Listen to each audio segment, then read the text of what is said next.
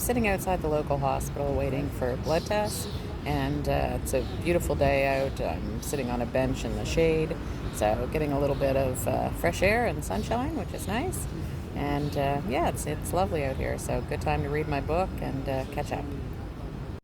Well, I'm finally home. Time for some lunch and a little bit of rest, and then we'll take a look at some books. Hi, this is Linda from Lilybug's Library, and I hope everybody's having a great day. It is time to wrap up Canuck July. So I'll tell you where I am with all of it. So I've got, excuse me, my voice is not so good this morning. So I finished most of the books that we had talked about at the beginning of July. There was a couple I didn't even start because it was just, they were quite long, and I just thought, no, I'll put those off for another time. But I did finish Patterson House, which was really good. It was about a woman named Alden who lived in her family's home, and she had, when she was younger, she had found a baby, essentially in the garbage, just kind of laying in the street. And she brought the girl home, and she tried numerous ways to see, like, if the police wanted to take the child in, or child custody or anything like this. But at the time there was like a riot in the town, and so nobody was really paying much attention to her. So when she got home, her father, who was upset that she wasn't already married, this was like the early 1900s, he was upset she wasn't already married, and he said, well, it doesn't look good on the family if you give away this child. Like, you're going to need to keep it. Maybe it'll settle you down.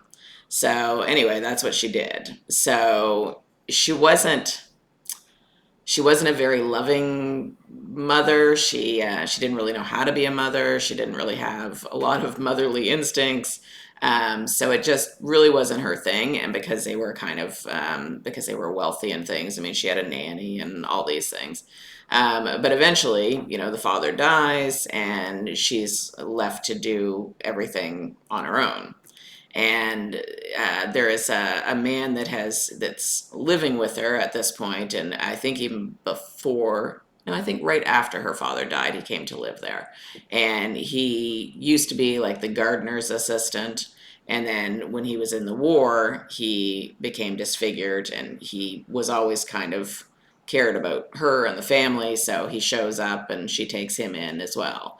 So the story is them and the whole, the three of them kind of throughout the next, I don't know, 20, 30 years, and what happens to them and how she deals with things. And it was really good. It was, I don't want to give too much away because, it's the deeper I get into the story, the more that you're going to know. But I really enjoyed it. Now, the one thing I will say is that I don't, one part of it I just didn't think was necessary. So, all throughout the story, the grandfather of this home, who has long since died, we keep getting little bits from his ghost, and nobody sees the ghost or anything like that, but it's just him talking at different points in the story. And I guess that was to maybe move the narrative along or to explain certain things. But I feel like the writer could have done other things to do that instead of bringing this ghost on that really didn't seem to serve much of a purpose. So anyway, for that reason, I give it 4 out of 5 stars. So it was pretty good. So the next one is The Happy Place. So I'm sure many, many of you have read this. It's been very popular, which is why I wanted to kind of check it out, see what I thought. So it was about Harriet and Wynne, and they met in college, and they have like a core group of friends that they hang out with. And one of the friends owns this cottage where they would go every year, and they would, have some of the best times ever. And this friend convinces them all to show up there. And when they do, they find out that the cottage is being sold. It's her father's cottage, and he's selling it. and this will be their last time to be there. And then as well, she's planning on getting married to the guy that she's been dating. So the problem is when Win and Harriet show up there, they're acting as though everything's just fine, but it's not. They actually broke up before that. So it's all about, how they're trying to act like a perfect couple, and really they don't want too much to do with each other, and yet there's still that kind of pull back and forth. They still seem to care about each other, but it's a lot of will they, won't they, and a lot of this friend group. So the characters were good. The story itself was good. I For some reason, I know it's called Happy Place, but for some reason the story made me a little sad, and I'm not really sure why. I think it could be because they were lying. They weren't dealing with their emotions very well. They were lying to their friends. Um, so I don't know. I didn't, in that way, I didn't like that part of it. But the story itself was, I can't fault it for necessarily the way I feel, but the characters were good, and it moved along quickly. So I did enjoy it for the most part. So I gave that one 4 out of 5 stars as well. So the next one, which is the last one, Happy Place wasn't really for Canuck July. I just kind of threw it in there as well. So the last one for Canuck July that I read was Perm to Death. And it was about Marla Shore, and she runs her own hairstyling salon. I can't remember if they told me. I'm sure they told me at some point what it was called, but I don't remember.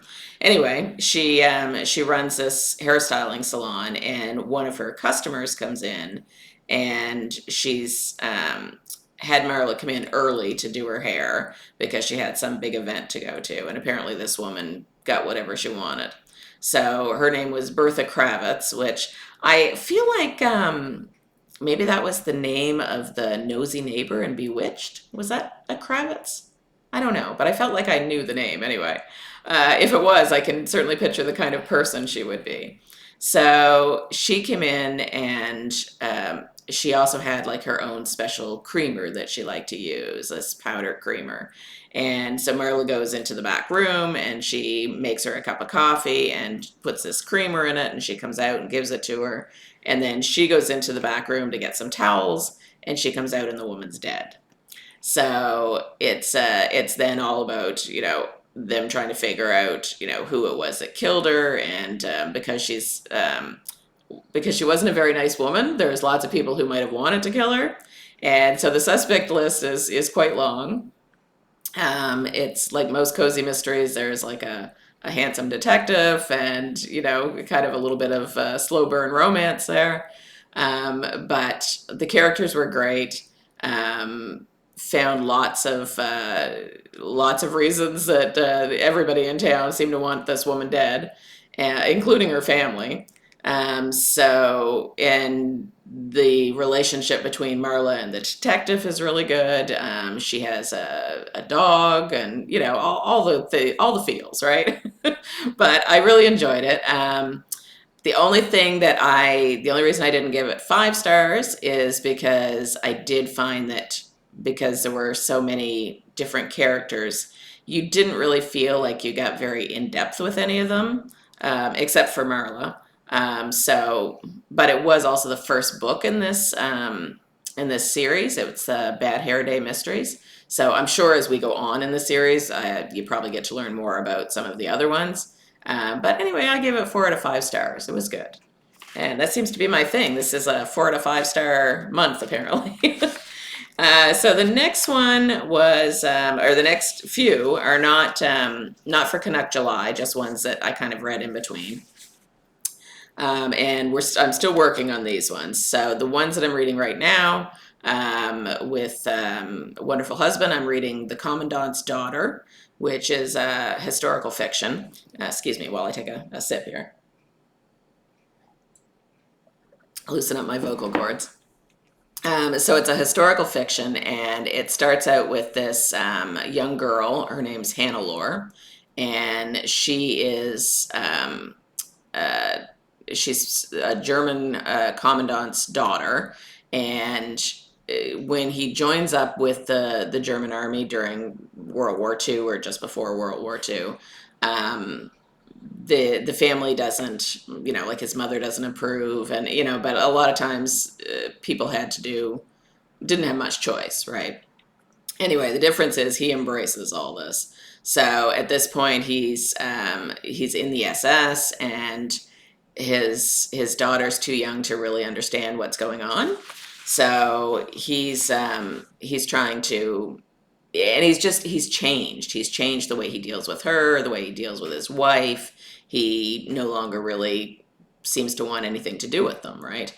It's all about, the army. Excuse me. So he's becoming more and more ruthless, and she really doesn't even kind of recognize who he is at this point. So she's standing out on the roof of this building that they're in. I think it's a hotel or something. And I think she's maybe around 9, 10. And she's standing out there, and it's nighttime, and she was supposed to wait for this parade to happen. And she was told, don't go out on the balcony until this parade happens. So she gets bored. There's all the adults, and they're all talking war stuff, and they're all talking about Hitler. And so she wanders out onto the balcony. And when she's out there, she realizes there's someone else out there too. And it's this man who is taking photographs. And I think he was hired to take the photographs. Anyway, so he's standing out there and he's doing this, and they get talking. And you can tell right away that he's not a fan of everything that's going on. So at some point, she's curious and things, so he lets her look through the lens of his camera. And she realizes, looking through that lens, that life is not quite what she thought it was. Because without the lens, when she's looking down at this parade that is starting to come, it looks cheery, it looks fun, and she is a child, right? She thinks this is great. But then when she looks through this lens and she's looking at the people's faces up close, she realizes they look sad and they look angry, and she realizes that things aren't what she thought they were. So it continues on from there, and it turns out that this man is actually Jewish, and so that's why he's doing his photography work, but he's not, doesn't want anything to do with all of this really. So she gets involved in the photography work against her father's wishes, and things kind of progress from there. And I won't give away too much of the story, but so far we're probably 30-35% into it, and it's really good. It's really starting to kind of pick up. It's after the war now, and she's a photographer, and she's starting to kind of navigate the world that finds herself in now, and figure out how to kind of reconcile that with the fact that she's the commandant's daughter. So anyway, really good so far. The next one I'm reading is actually another historical fiction, another World War II fiction. Most of them are, right? And this one I'm reading for my real life book club, and it's called The Resistance Girl. So this one I'm just kind of starting to get into. So it was, I'll read you a little bit about what it says, just because I haven't got into it enough to really know too much. It says, Norway, 1942, war rages and Operation Shetland Bus is in full swing. Under cover of darkness, Rumi Orlstad and other locals smuggle British agents, fugitives, and supplies across the North Sea to the relative safety of Scotland. But when one mission goes awry and Rumi's husband is lost to the dangerous waters, she retreats from the clandestine group, vowing never to take to the seas again. Meanwhile, her childhood friend Anya has been placed in Lebensborn, one of Himmler's secret Aryan maternity camps. And when Rumi learns the fate of Anya's child, she knows she has no choice but to face her fears and help Anya free from Nazi grip. So it sounds really good too, but like I said, I'm not very So far, we're still in Norway and not very far into it yet, but I think it'll be good as well. And the last one that I'm reading right now is a cozy mystery that I got from NetGalley, from the author and publisher, so thank them for that. It's the fourth in the Coffee Lover Mysteries by Tara Lush, and it's called A Bean to Die For. So that one's grabbed my attention, so I'm working through it pretty quickly. So it's Lana Lewis is the character. I think she's probably the character in all of the uh, Coffee Lover Mysteries. And she is thinking about growing her own coffee. So there's a community garden that people can, rent a plot in and grow something there. So she lives in Florida and she decides, okay, well, she runs this coffee shop and she thinks it'd be great if she could grow her own coffee. So she knows that's not typical for Florida, but she figures she'll try it. So she goes there with her father, who's a free spirit. He's from the hippie generation, and he's a little quirky, but he's a fun character. And with her best friend Erica, and so they go to this plot, and her father grows different vegetables and things there.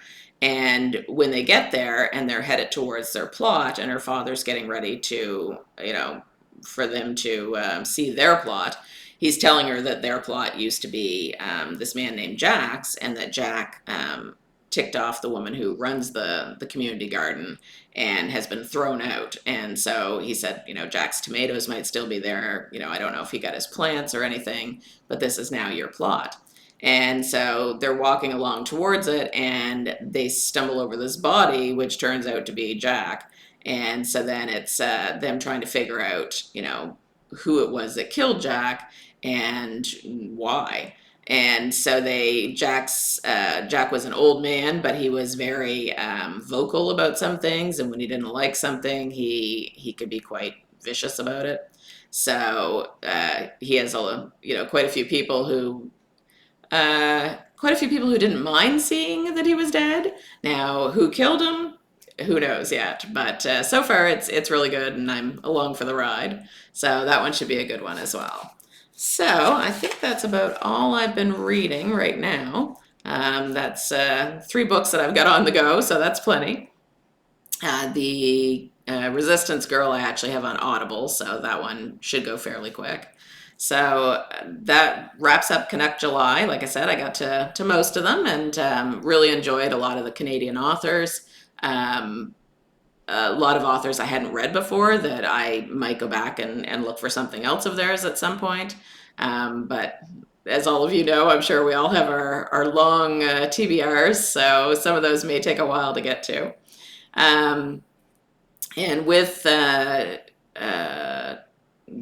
August, I'll do an August TBR when I have time. Not that I'm doing a lot, but I've got my husband's mother coming for the weekend, and with the way the different back problems and things that I have, I'm not doing a whole lot. So I'll be back with that one as soon as I can.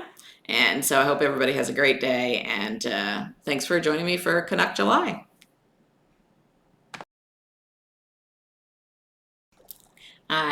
Looking at what I videoed yesterday, I realized I didn't tell you kind of the most interesting part, I guess. So I did a couple little videos outside from my phone, just saying that I was, waiting to get blood tests. Well, my goodness, what an ordeal that was. So when I went in, I have very small veins, and they have such a hard time getting blood. So I went in, and the ladies there, it's nothing against them. They were lovely.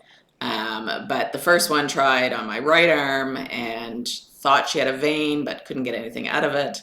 So then they tried on she put a hot pad on my left arm to try to kind of bring the veins to the surface. That didn't seem to work. So then she brought in someone more senior, and they tried it, and they managed to get, I think it was in the left arm. I'm not sure if they got any blood out of the left arm. I don't think so. But then they tried the hand, and so they did get some out of the hand, but they had to use like an infant needle because my veins are so small. And so that comes with like a little teeny tiny piece of plastic that the blood comes out of. And of course, it took forever. So that lasted for a little while and then it just wasn't working anymore. And so then they had to prick my finger and squeeze it so that they could get blood out of my finger to finish filling the vials that they were using. So I had a 11:50 appointment. I was in there, probably they took me in around 12. It was 1 o'clock before we finished. And then by the time I managed to get a bus and get home, it was 2 o'clock. So I was exhausted. So I never did end up doing anything else that day. So it's the following day now that I filmed the video. But anyway, just an interesting side note.